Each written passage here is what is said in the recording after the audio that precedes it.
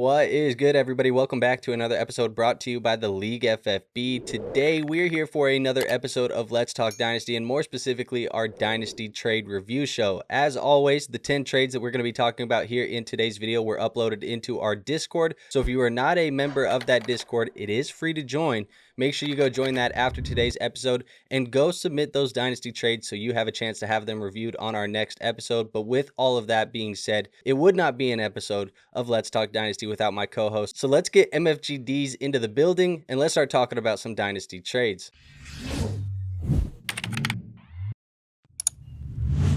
War, how we doing? League FFB family. Let's look at your trades. Did you feast or did you famine? There you did go. you do your best or did you get finessed? Let's go. Oh, I like that one. All right. Well, look, man, we got a ton of trades today in the episode. Let's just hop right into them. We'll kick it off here with the first trade. And the first trade here in today's episode is going to be a 12-team Superflex full PPR, tight end premium, and start 10. They are a rebuilding team, and they are capitalizing. Josh is capitalizing on selling Trey Benson with the James Conner news of him having the ankle injury. I said Josh Conner because of this. Who is Josh Conner? But we get a 2027 first in return. So how are you feeling right now, about Trey Benson? I know we kind of had a small conversation about him last week. And is a 2027 first just auto-accept territory for Trey Benson? Yeah, he had to make this trade before Thursday. He had to because he would have found out that Trey Benson is Trey Bunson because his ass was I'm smashing this trade 27 first for Trey Benson.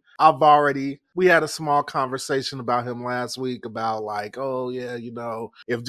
we did not jinx James Conner. We did not jinx him. It just so happened that the situation that the scenario that we presented actually occurred where James Conner did get injured and Trey Benson is going to get the opportunity to run his backfield. And if the data that we have seen so far is any indication, the Cardinals will be drafting a running back in next year's draft because, once again, Trey Benson was more like Trey Bunson. Yeah, I mean, I think he's like a very solid backup running back in the NFL. I don't think he's like a franchise guy, and my opinion has changed on that a little bit since the time he was drafted. I did think he had the tool sets to potentially come in and end up being the next guy after Connor, but I'm less confident in that today. I just don't know if so far throughout his career we've seen some of that formulate, but it's not even so much of a Trey Benson take because I still think Trey Benson is fine, and I still would be excited about Trey Benson if I have him on a dynasty roster. But if I can get a 27 first in a rebuild, I'm selling this mediocre backup running back who's filling in for injury for that first round pick every time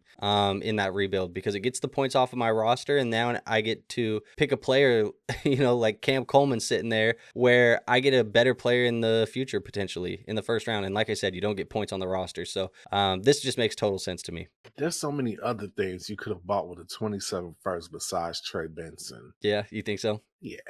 Heck yeah. Yeah. Well, let's take the first round pick side here, and we will go on to our next trade. Now, our next trade here is going to be a Bryant Thomas Jr. trade. There's a few of these in today's episode, so I'm glad we're going to have a Bryant Thomas conversation, but it is a 12-team super flex, full PPR, tight end premium, and start 10. Now, Onion Knights took over this orphan team, and he is instantly rebuilding, so he's selling James Cook and Calvin Ridley for Bryant Thomas Jr. Now, James Cook has obviously been a player who's been very, very productive to start the year. But what do you think about, buying the dip on Bryant Thomas Jr. here in a rebuild? I don't like being a prisoner of the moment. Y'all might disagree, but I'm saying I don't like being a prisoner of the moment.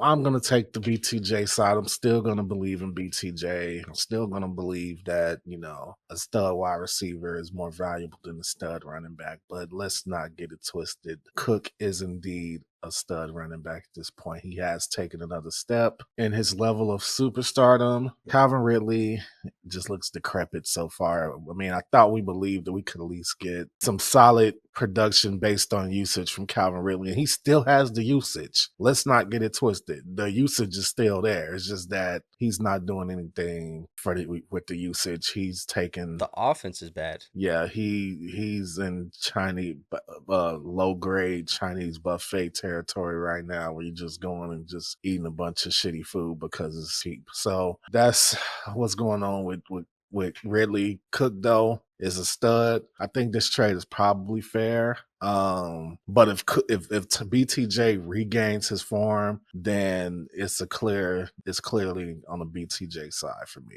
Yeah, this is a good trade to me because you send a really valuable asset in James Cook, a guy that people are going to like because he's scoring points for your roster. He's one of the top performers of the running back position right now, and you're buying low on a player that people are starting to panic about. And I just don't think I'm panicking that badly on Brian Thomas at the moment. People go through rough stretches, players go through rough stretches where production doesn't hit right, and I think that's kind of what's happening with BTJ. I do think right now in a rebuild, perfect buy low candidate. A guy who, if people are panicked, you can go and get a discount on. So I think this is a slight discount on Brian Thomas just based off of what we thought he was going to be going for just a couple of weeks ago. And obviously the market has changed and adapted, and now you can get him for cheaper. But I like the buy on BTJ, especially because he's rebuilding. So just process-wise, moving off of the running back in his prime for a wide receiver under the age of 25 that still has shown us, a very high ceiling. So I like this for him for sure. Yeah. I mean, you can't go wrong with it. I think the bigger question is, like, what do we think is actually going on with BTJ? He's got the yips. That's what I told you. He's got the yips and he's got a wrist injury, man.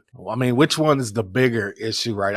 Obviously, if he has, like, the yips long term, that's bad. Well, I think the wrist injury is more substantial at the moment, but I think the yips are being enhanced by the wrist injury as well, because I think not only is it tougher to catch the football right now, but now he's overthinking it because it hurts a little bit and things like that. So you think it's a case where he has the yips because his wrist is bad and he's thinking about, oh shit, my wrist is going to get hurt even worse if I better not drop this football. Yeah. It's both. I better not drop this football, but also if I try and do this, I might hurt my wrist even more. I think it's a little bit of a mental game right now. Last week, we were heavy on Marvin Harrison trades. Do you think that him and Marvin Harrison have the similar issues, or do you think that it's do you think that they're both the yips, but in different categories? I think they both have a little bit of the case of the yips, but I think it's different because I think Brian Thomas is stemming from like an injury, whereas Marvin Harrison's was stemming from poor play and poor usage. And so I think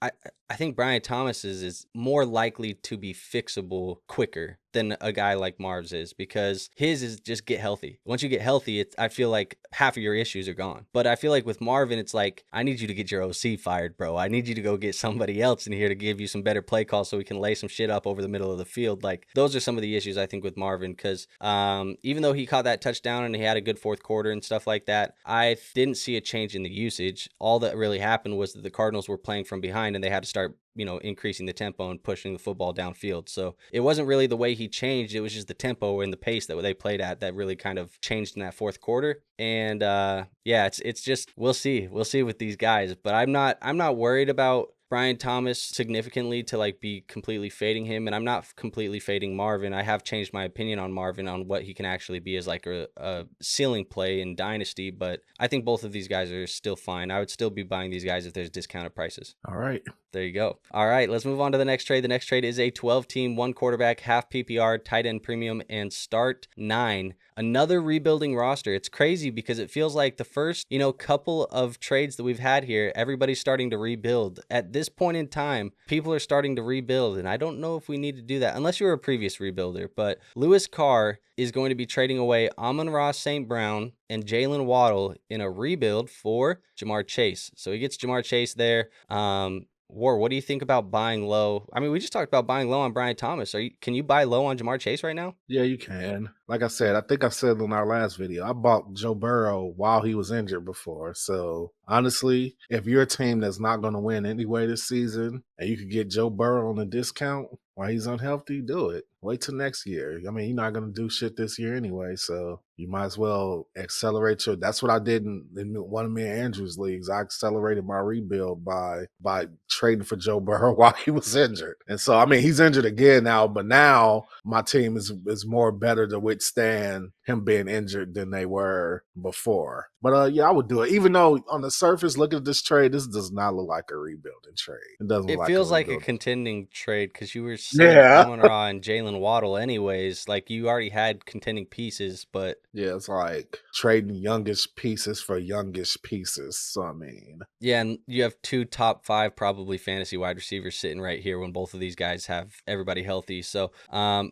don't mind the deal. I think buying Ja'Marr Chase is fine at this point in time because, like, I think you and I can both say that confidently going into next season, Ja'Marr Chase is a player that we will have higher than Amon-Ra St. Brown. And unless Jalen Waddle sees a spike in his production, a spike in his involvement in the offense, or a Tyreek Hill, Antonio Brown piece off the football field, take the jersey off, run off the field shirtless type of moment, I think that Jalen Waddle is still a player that it's hard for me to trust at this point in time. How are you? I mean, Jalen Waddle has been your son for a while now. How are you, or what are we feeling about Jalen Waddle now? Because this is a player that, I'll be honest, I have him in a few leagues. I don't feel like I'm ever throwing this guy into my starting lineup. Like, I never feel like I'm getting him in my lineup. Now, that could be because one of the leagues I have like a goddamn super team, but I don't trust Jalen Waddle. Jalen Waddle, let me tell you about my son. Jalen Waddle is like a fire extinguisher. You don't really know you need him until you need him. And that's how we're going to look at Jalen Waddle, okay? And then when you need him, he's on the bench, right? Yeah. Oh, God. Yeah. I mean, all we need, look, this is all we need. I'm going to be honest. All we need is for a Tyreek Hill departure or maybe even a Mike McDaniel firing. And then we might see a change in what they're doing with Waddle. Because honestly, if I fired Mike McDaniel and I was a new coach taking over, the first thing I'm doing is getting Tyreek Hill the hell up out of it. And it's not because he did anything. It's not because like I don't think he could still be productive. It's just like I'm just done.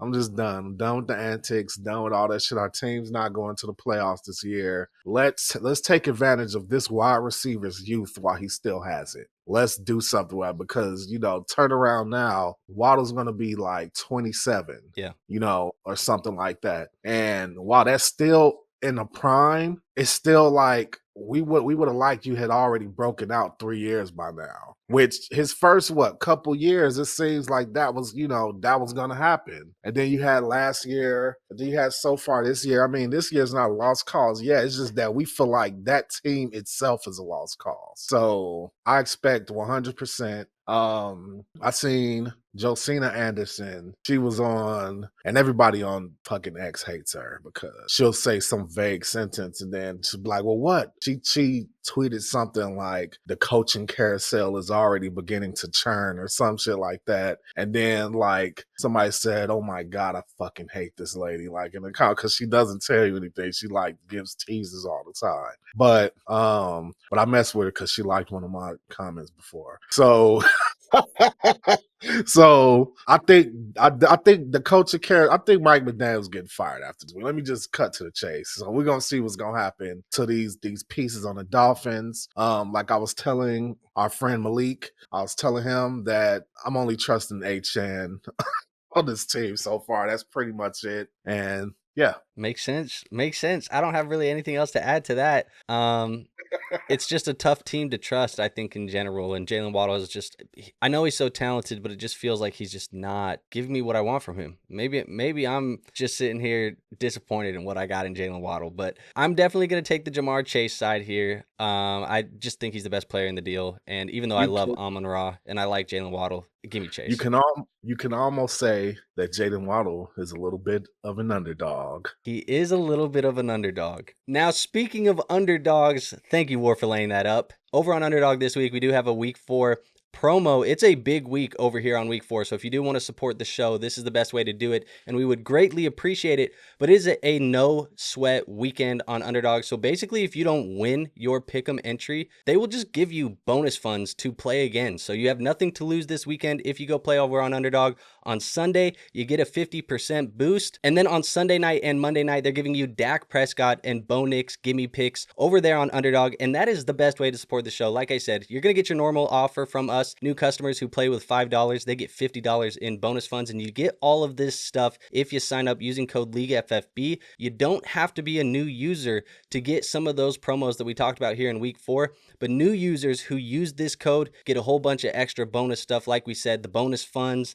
all of the Dak Prescott, the Bo Nix promos, all that good stuff. So like I said, thank you again for War for laying that up for me, but if you want to play on Underdog this weekend and you do want to support our show, this is the best way to do it. Don't forget, promo code LeagueFFB when you sign up. All right, so the next trade that we have here in our episode is another Brian Thomas Jr. trade. It is a 12-team Superflex, full PPR, half-point tight end premium, and start 11 league. This time we are trading away Brian Thomas Jr. So the last one we were trading for him on the buy low. This time we're selling him off of the roster. You're going to get Rashee Rice and Courtland Sutton. So let me ask you, Rashee Rice is an interesting piece, I would feel like, in Dynasty at the moment, but are you selling BTJ to get Rice and Sutton? Shit is about to get real probably next week. Shit is about to get real. And you already know what I'm talking about. You already know. Shit's about to get real, this Rashee Rice stuff, man. Because his valuation is all over the board. Like, me personally, I have Rashee in like 2 or 3 leagues, and I value him as like, I'm getting a true,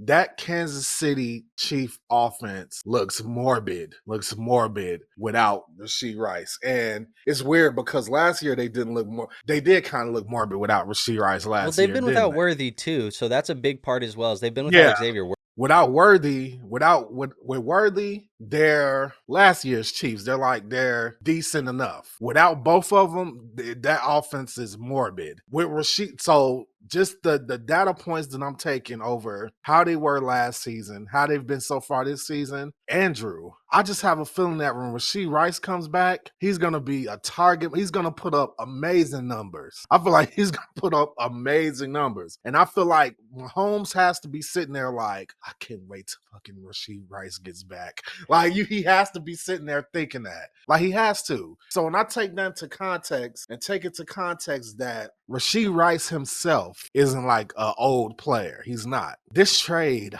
I wouldn't do Brian Thomas for Rashee Rice straight up. I still would lean Brian Thomas. You getting Courtland Sutton in there. That's okay. Courtland Sutton, let me stop hating on Courtland Sutton. It's been past the time where it's time to take him out the doghouse. He's fine.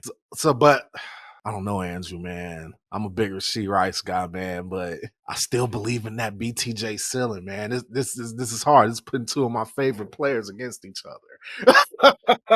Look, man, I agree with you in a lot of what you said about Rashee Rice, because when I'm sitting here with him in some of my leagues where I have him sitting on that IR spot, just waiting to come back from suspension, it feels like I have a goddamn Lamborghini just sitting in the garage ready to take out on a joyride.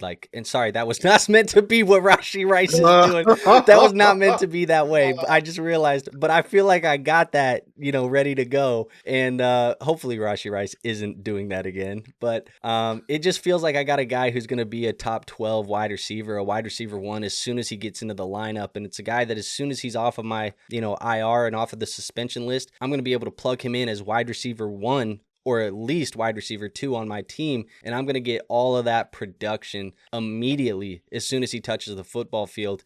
And maybe that's me just being a little bit hopeful because he is still coming off of that ACL injury, but that gave him an extra 6 games where he could kind of just sit back and let that heal a little bit with the suspension as well. So I think this is a trade. It's interesting. It's not what I would say better or worse for the most part from the James Cook trade, but the fact that we do not have the context of them rebuilding, it tells me they're more probably a contending roster. They're trying to get points in the lineup. And you get a guy like Rashee Rice who could outproduce Brian Thomas when he's back. Plus, I get Courtland Sutton in the meantime, who's going to be a guy that I can just plug in as a wide receiver 2 or a wide receiver 3 in my lineup. This one I feel a little bit better about, and I think I would lean the Rice and Sutton side here. I was thinking about something that you always say about guys coming back from ACL injury. You usually say something like, okay, you want to give them, usually guys round into form mid-season after they're back that season. And like you just said, Rashee Rice, he almost spent that period of time just sitting there, on suspension. So, I mean, you very well could get, and he got to come back to the facility, this week? Got to come back to the facility? Yeah, man. I'm just like, I wouldn't be surprised, bro. Like, the first week he's back, he's probably going to give you, something like 15 points or something, not something too crazy, but weeks after that, you're probably going to be getting some of them big-ass, crazy Rashee Rice games that he was having. So, Yeah, dude. I'm excited to see what he looks like when he gets back in the lineup, and Worthy's supposed to be back in the lineup this week too, so we might see that Chiefs offense start to take a little bit of a step forward, which would be much needed if you have Patrick Mahomes in a league, if you have, any of these guys in a league, you want to see him kind of improve that. But I'm going to lean the Rice and Sutton side. Are you leaning that way? Is that the way that you're leaning? Yes. I Okay. glazed Rashee Rice way too much in this trade for me not Not to take to this out. Yeah, I mean, Yeah. it makes sense. Let's go to the next trade, though. I'm going to go to this one. It's a 12-team super flex, full PPR, half-point tight end premium, and a start 11. Now, Cat Ford Weasels says that they are going to be chasing the 101. So, in other words, they are trying to tank and get the 101. And so they traded away JSN off of their roster. They do not want the points for Jaxon, Smith-Njigba. They would rather sell him at this point trying to chase that 101. And they got a 27 first and a 28 first. So how do you feel about chasing the 101 knowing you got a guy like JSN sitting in the lineup? You playing a dangerous game, my friend. Chasing that 101 is a dangerous game because I'm telling you, you can end up screwed by chasing that 101. Ask Andrew. Ask Andrew. I'm in a league with Andrew where I chased 101 last year, destroyed my team, like just tore it down, lowered in the studs. And his brother got the 101. So so you playing a dangerous game, man. And on top of that, man, I'm sorry, man. I think JSN has moved past 2 first territory. Like he's worth more than that now. So I'm taking the JSN side. I understand 27 first, yeah. But yeah, I'm taking the JSN side. Yeah, I am just going to be totally honest here. I understand the process. I understand the thought process. And if that's what you're going to do, that's what you're going to do. It's risky. It's dangerous. Fine. So be it. I think if JSN was in this upcoming draft class, he's the 101. So you're trading a guy who I would take 101 in next year's draft class if he was in the player pool for a chance to go get the 101 in next year's draft class. Yes, it's a super flex. You could go get a Garrett Nussmeier, a Dante Moore, Lenore Sellers if he comes out. If you want to grab one of the QBs, maybe you want to go out there and get a Jordan Tyson or something like that. But at the end of the day, the draft picks you're getting are 1 year or 2 years and 3 years down the road. You're trying to get your pick better for 2026. It feels like you're going into a deep rebuild where this is about to be a 3-year process where you're trying not to score points. And if that's the case, okay, I get it. Fine. You probably still could have got more for JSN. But I think if I'm having to look at this without knowing your whole plan and blueprint for your rebuild that you're doing, trying to chase this 101, I still think I would take a JSN over 2 first at this point in time. I think you're right. He's past that 2 first-round pick territory. Yes, he is. And he met that. He met our expectations that we set forth for him a year or so ago. We told him it's time to put up, All it shut took up. was Shane Waldron getting the hell out of town. Bro. And then all it took for Rome was Shane Waldron getting the hell out of town. Yes. So I expect Shane Waldron to get fired from Jacksonville.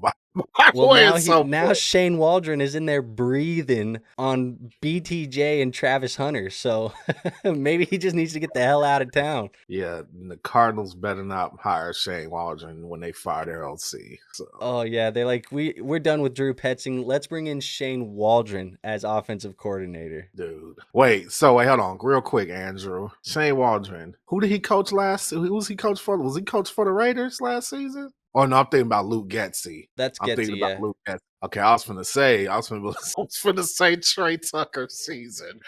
Oh my god. No way. No way. He said no way. No, stop it. Let's just move on to the next trade. I ain't doing Trey Tucker season, goddammit. 12 teams, 1 quarterback, half PPR, no tight end premium, and a start 10. Odd Future says they are weak at tight ends, so they traded away Marvin Harrison Jr. and Christian McCaffrey for Tyler Warren and Teteroa McMillan.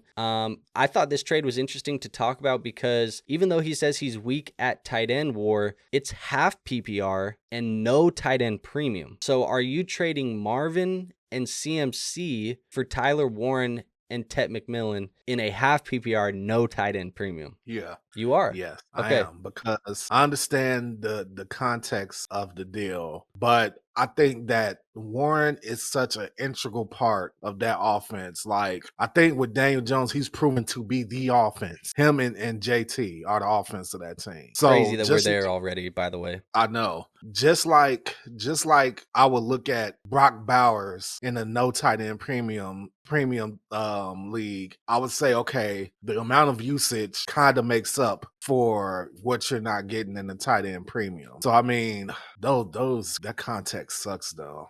Like, ew, no tight end premium, have PPR anyway.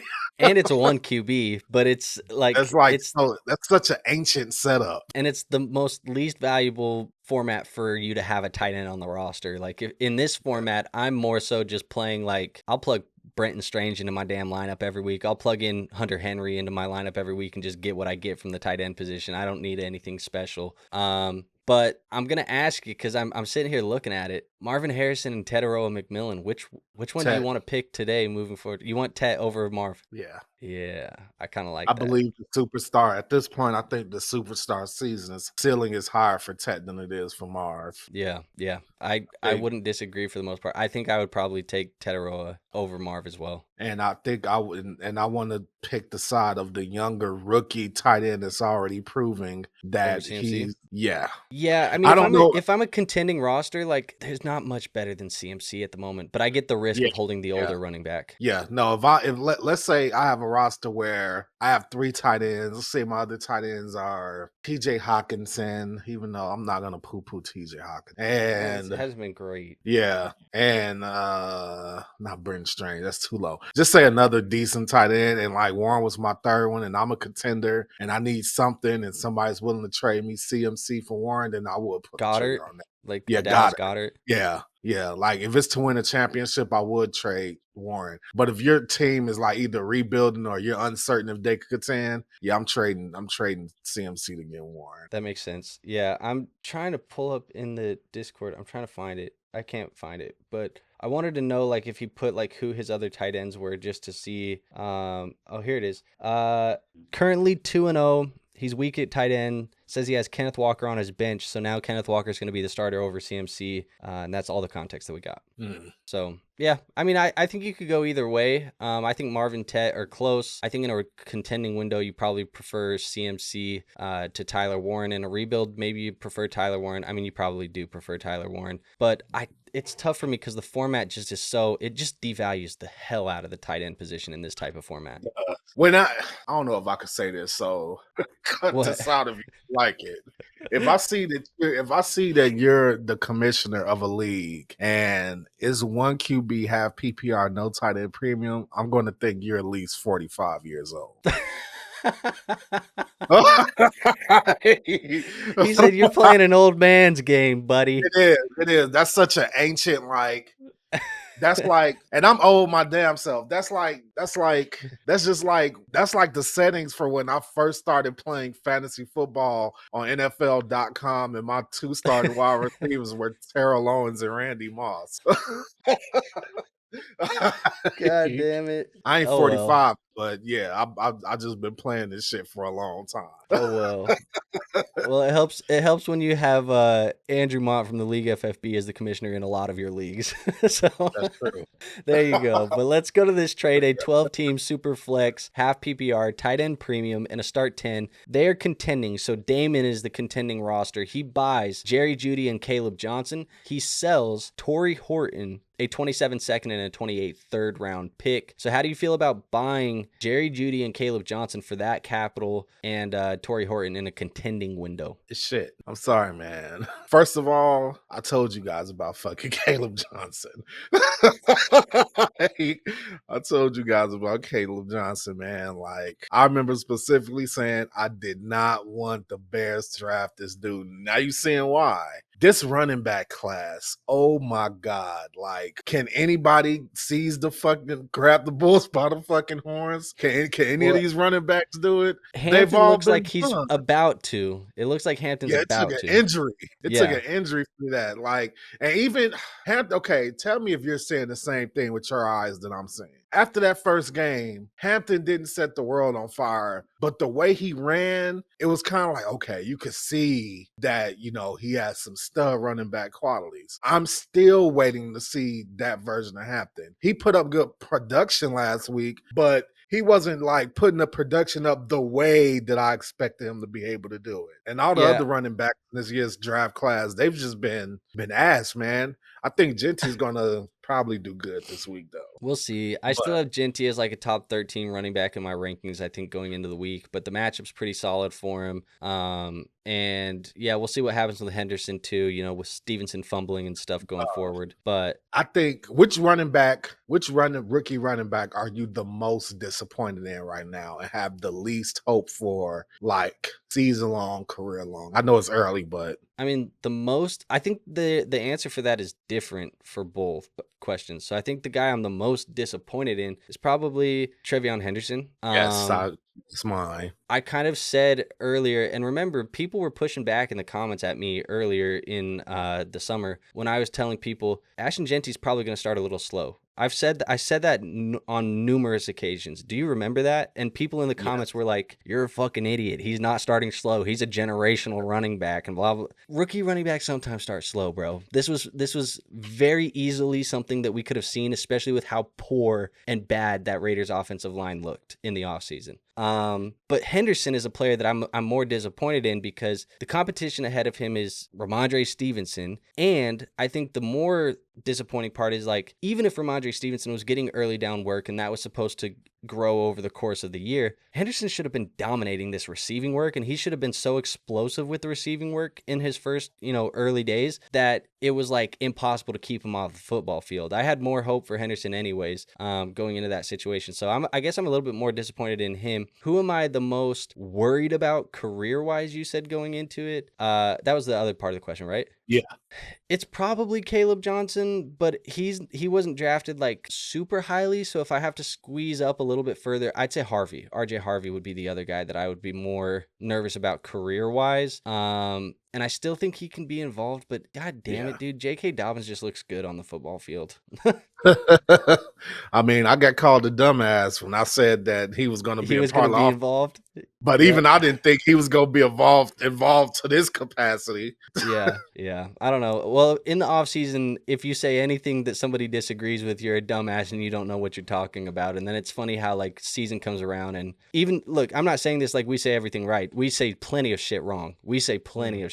But it's just funny when the season comes around, everybody forgets that we were a dumbass for saying that RJ Harvey was going to have to compete with J.K. Dobbins or something like that. But yeah, I mean, I think if this is the deal that I'm getting here, it's fine. I'm not a Jerry Jeudy fan. I don't think Jerry Jeudy's that good. I think Caleb Johnson is a fine player. The situation is very whatever right now. I did deem him as a buy on Dynasty Nerds this week on our buy show because it feels like the price for him is like nothing, and I'm still willing to buy this player at very low prices. But I think I know you're contending, but I feel like you could have got a better trade package than Jerry Jeudy for Tory Horton, a second and a third. Yeah. I like that other side way more. It just feels like, I don't know, maybe I'm tripping, but Jerry Jeudy just doesn't feel like he's that, like, really, who's much better?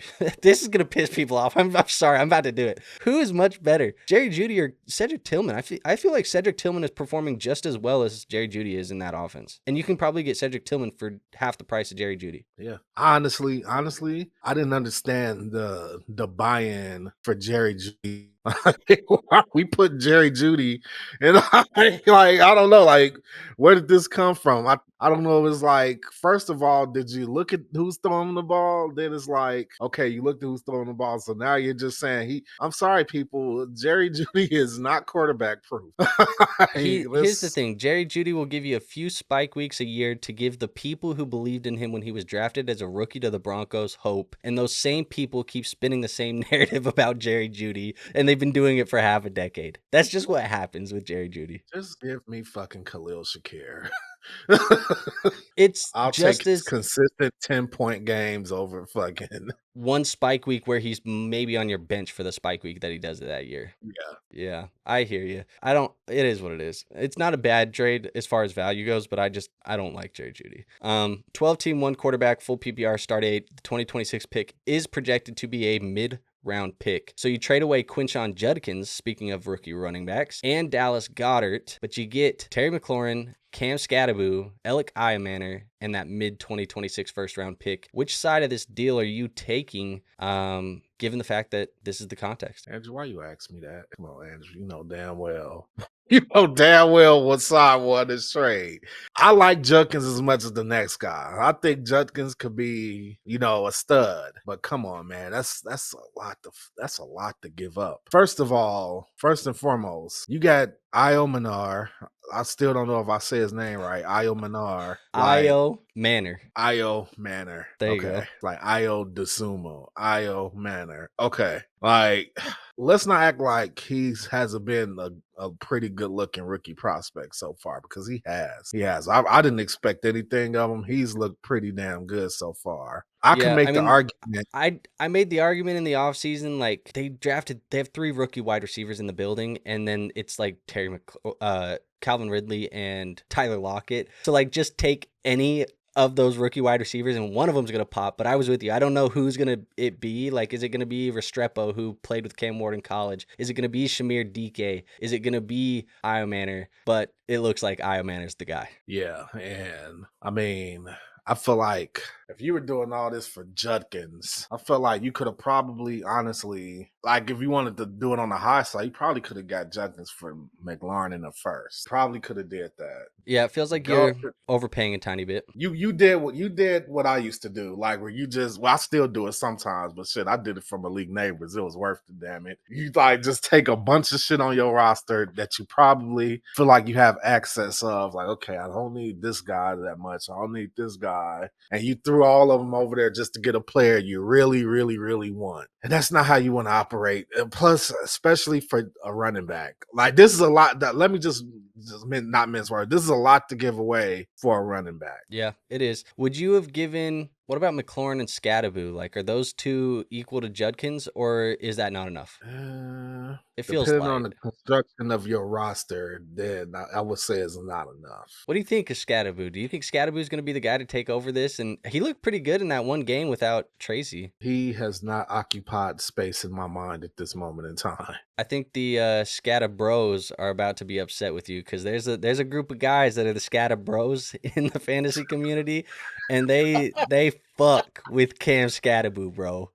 I mean, I've traded Cam Scattaboo. I've traded him away in the league already. So, I mean, I'm not shitting on Cam Scattaboo. I'm just saying he hasn't occupied space in my mind at this time. Like, I'm not thinking, oh shit, I got to go out and acquire Cam Scattaboo. Like, I haven't thought of that yet. So, fair enough. I think this trade, Judkins, to me, Io Manor and a first for Judkins will be appealing. McLaurin and a first for Judkins will be appealing. All these things that one, poor Dallas Goedert, we haven't even acknowledged him, but he doesn't. I haven't acknowledged him since he got knocked out.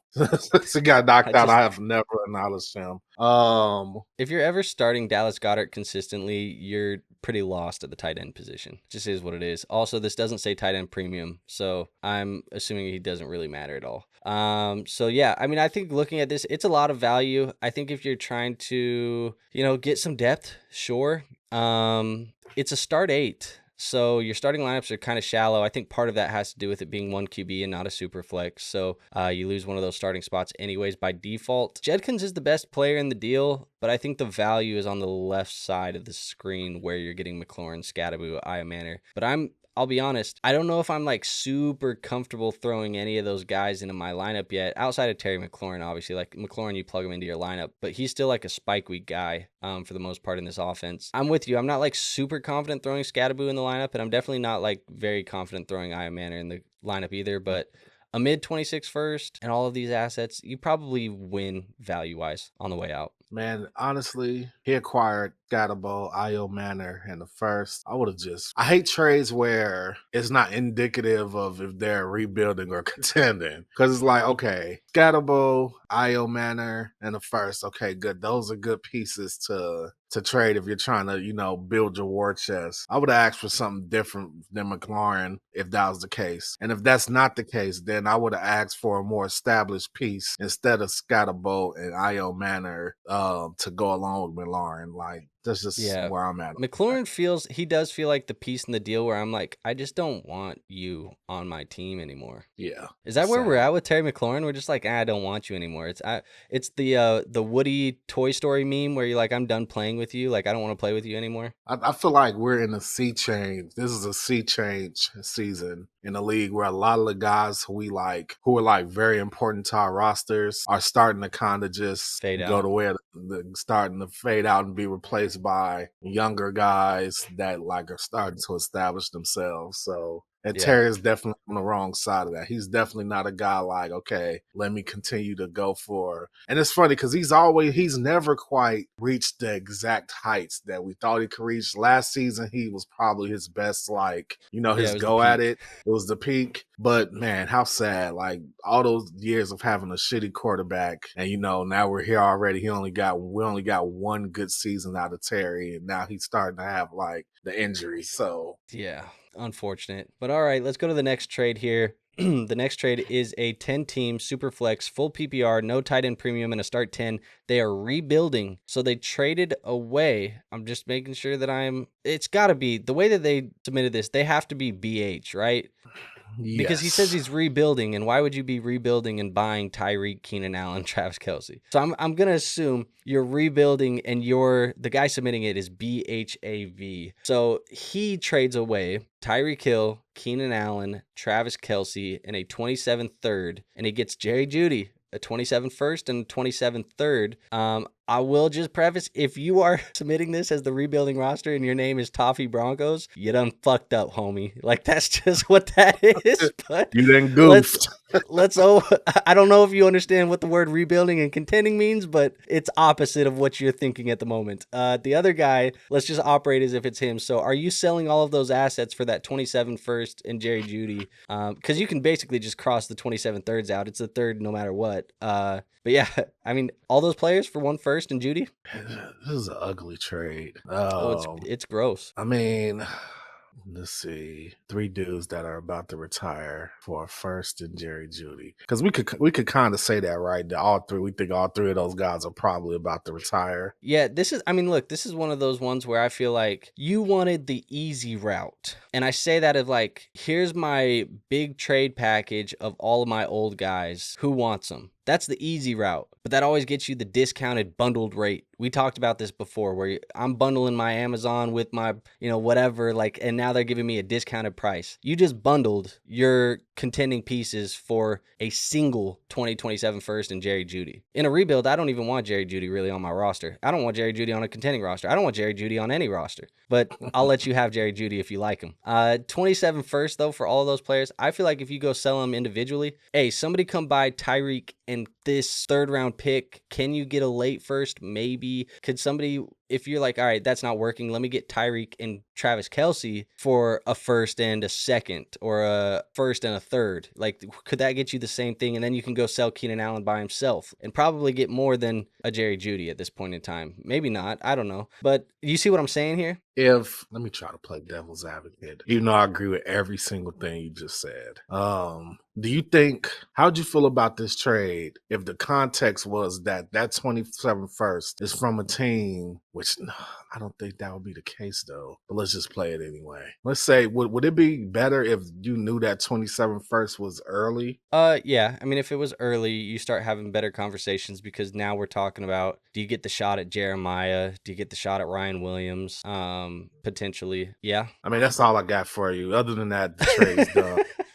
Yeah, if it's an early 27 first, then yeah, I'm feeling better about it. But if it's like, I just feel like in point scoring season, here's my thing, and it's not a bad trade. Don't hear what I'm not saying. Like, It is what it is. In point scoring season, I want to be able to take advantage of selling my old guys in point scoring season. That is the best time you're going to be able to do it. That's the time they're going to be the most valuable. And I just don't feel like you took advantage of it here in this deal, because this feels like a deal I could have got for these players in the offseason. And all of these guys would have been, still giving me the same first. And I don't know what it is. Maybe I just don't. It's got to be the Jerry Jeudy. It's got to be Jerry Jeudy, right? That I don't like, because it's like I'm just not getting my value back. But I don't know. Maybe I'm selling names at this point instead of production. But Keenan Allen's been like one of the best wide receivers that you can play into your lineup right now. Yeah. I don't know. It just feels I can make the argument. gross. It feels ugly, and I wish you got more.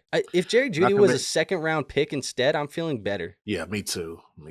And I can make the argument that Kelsey is just suffering from other guys not being there and everybody knowing that that's where the ball is going. So, I mean, you still could get there's still some juice out of that orange that you can squeeze. This is a gross boy trade. Gross boy trade for sure. Let's go to this one, though, because I think this is the last trade in the episode. 10-team super flex, full PPR, no tight end premium. This is the year that they did the startup draft. So their first season, and team number 1 is trading away their 26 first, their 27 first, another 27 first, and a 28 first, with a 26 third and Ja'Cory Krosky merit. So basically, in their startup year, they've said goodbye to all 3 years of the upcoming season's draft capital of first round picks. I'm selling the entire future in year 1 of this startup, but I get Ja'Marr Chase and Tucker Kraft. So is it worth it? No. I'm going to tell you why. This is the exact type of trade that makes me realize why you make guys pay for like the seasons up ahead.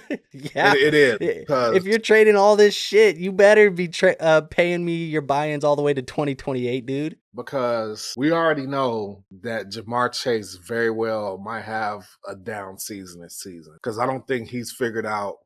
I hate to say this, but that's a bad comparison, because Justin Jefferson, he's not quarterback proof either, because the problem with that is that KLC is the performance enhancing drug for quarterbacks. So he doesn't have to worry about being quarterback proof. Ja'Marr Chase, on the other hand, I could argue has already proven that he's probably not quarterback proof, because we've seen it with Jake Browning before and his stats took a shit. So you're already, just for the sake of the discussion, you're already losing Ja'Marr Chase for 2026, even though he's healthy. If Ja'Marr Chase goes out in 2027, you mean 2025? You're losing Ja'Marr Chase for 2025.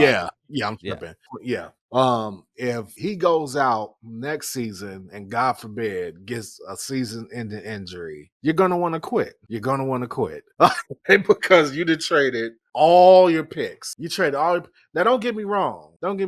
Is Ja'Marr Chase worth a bundle of fries? I mean, and I'm not gonna act like Tucker Kraft ain't there either, but no tight end premium, and he's the exact opposite of what I think about Tyler Warren, in the sense that Tucker Kraft will not be the focal point of the Green Bay Packers offense. Everybody that receives the ball is the focal point on that offense. So, believe it or not, man, I'm going to side with the side that's getting all the damn picks, because giving away your entire drafting future for the next 3 seasons is insane to me. It's always so risky. Trade 227 first. Dose.